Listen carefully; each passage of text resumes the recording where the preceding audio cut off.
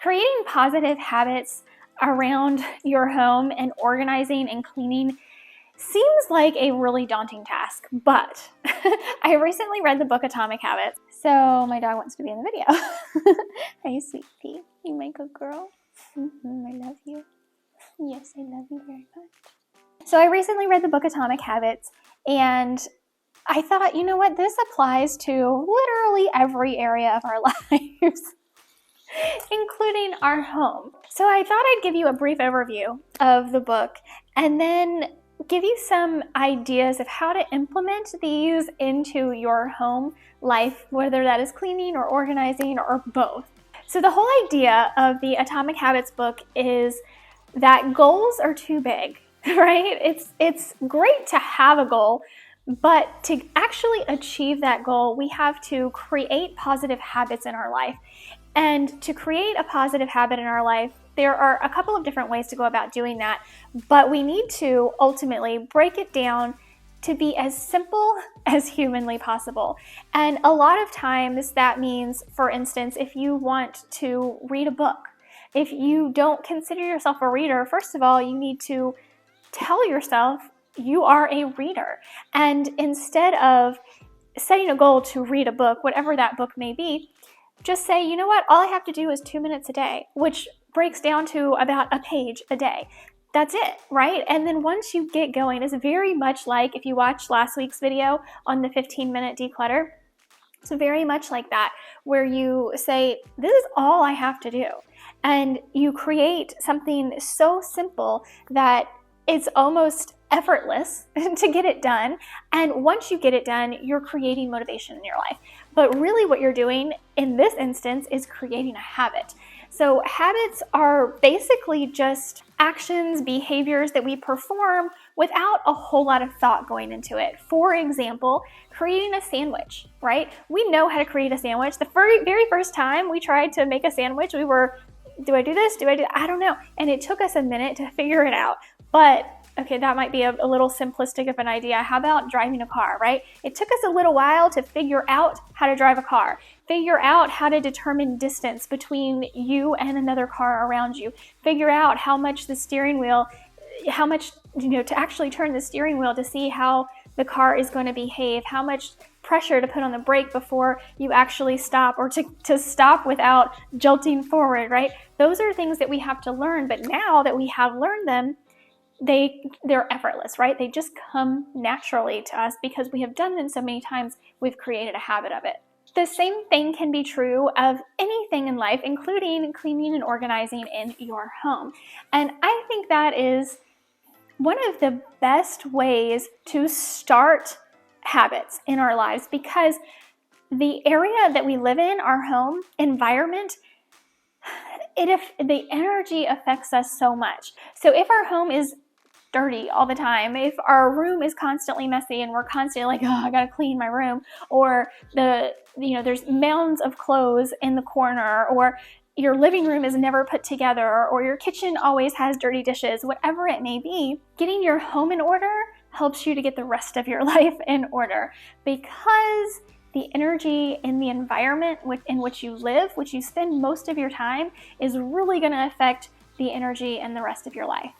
So attaining goals is really all about changing habits, and changing habits happens in teeny tiny little increments at a time. So as I was saying, instead of setting a goal to read a book, which could be incredibly daunting, and you may not get it done because that's too big of a goal, right? That's too big of a bite to take at one time. We break that down into, all I have to do is read 1 page a day.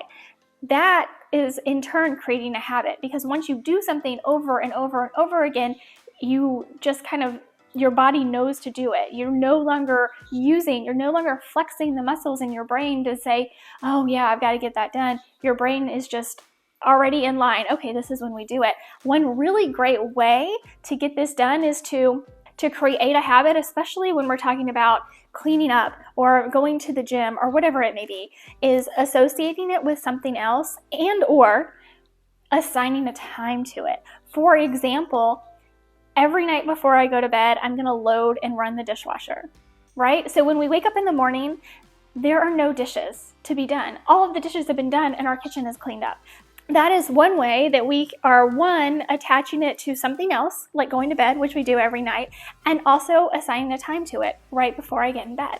Now, if you go to bed at 10 o'clock, then you can say at 9:30 or whatever it may be. So me telling myself that I am a clean person and I load the dishwasher and run it every night before I get in bed is, one, telling my brain this is who I am and this is what I do, and also by assigning a time and assigning it to another task that I already do automatically, like going to bed, is going to make that habit a lot easier and it's going to stick a lot quicker. Another habit that I have just recently implemented in my life is that every time I walk through my rotunda area, which is where my dog loves to keep all of her toys, she drags all of her toys out of her toy box and puts them into our little rotunda area right in the entryway.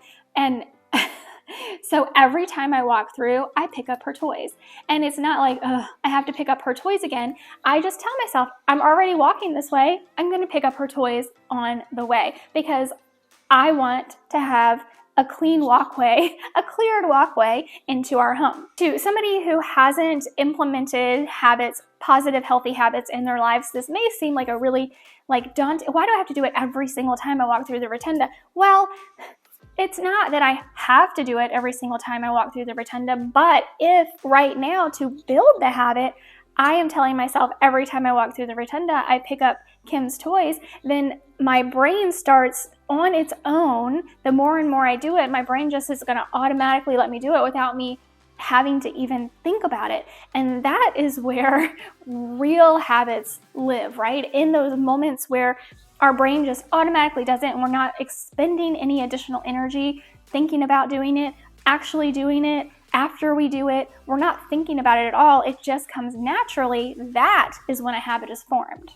Another way to make creating a habit in your life easier is to make it as easy as possible. For instance, if you want to make sure that your bathroom countertop is always neat and clean, one of the ways you can accomplish this is by keeping an extra spray bottle of cleaner and rag in your bathroom. That way you're not having to travel to another part of the home to gather your cleaning supplies and then go clean your bathroom sink and countertop.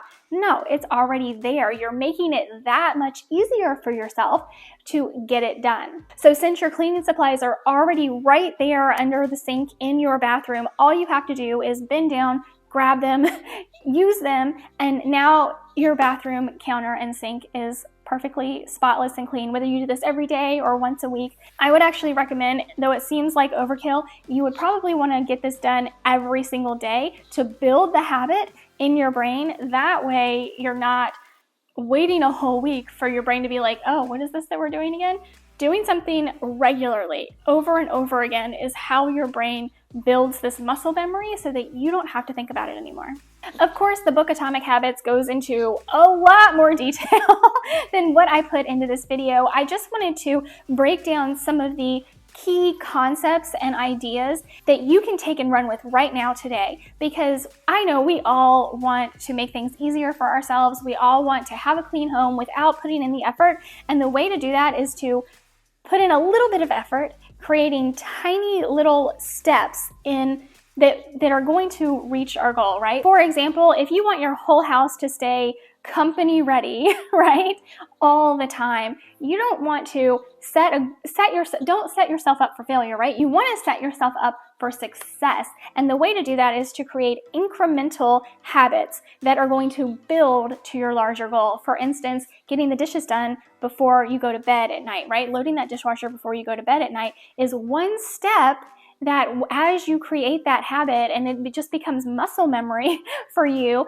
and your brain isn't exerting any extra energy to remember to do that during the day, then you can move on to another area of your home where maybe you clean off the dining room table and you actually have it set as a dining room table, right? So keeping an area like that clean, and that becomes an additional routine in your day, whether that's in the morning or the evening, that night before you go to bed.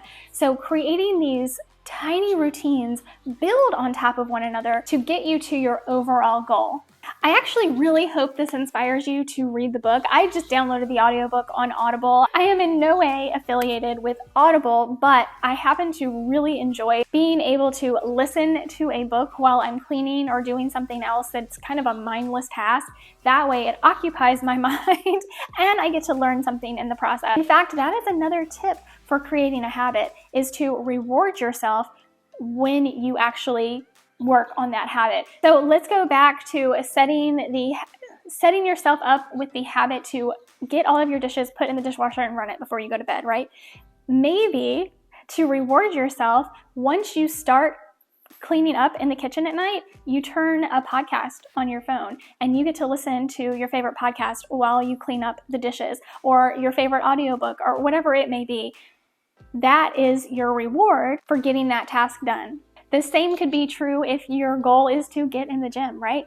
By actually getting in the gym and starting your workout, you get to listen to your favorite music, or listen to your favorite podcast, or listen to an audiobook, whatever it may be. So rewarding yourself for actually starting and getting into that task, building and creating that habit, is going to make it that much more appealing to your brain, so you will continue to do it. I hope this helps you create healthy, positive habits in your life and around your home. Comment below and let me know how you are going to apply this in your life and in your home. I would love to hear from you. If you haven't already, make sure to give this video a thumbs up, and if you're not already subscribed or following, make sure you do that now. Thank you so much for being here, and until next time, stay organized.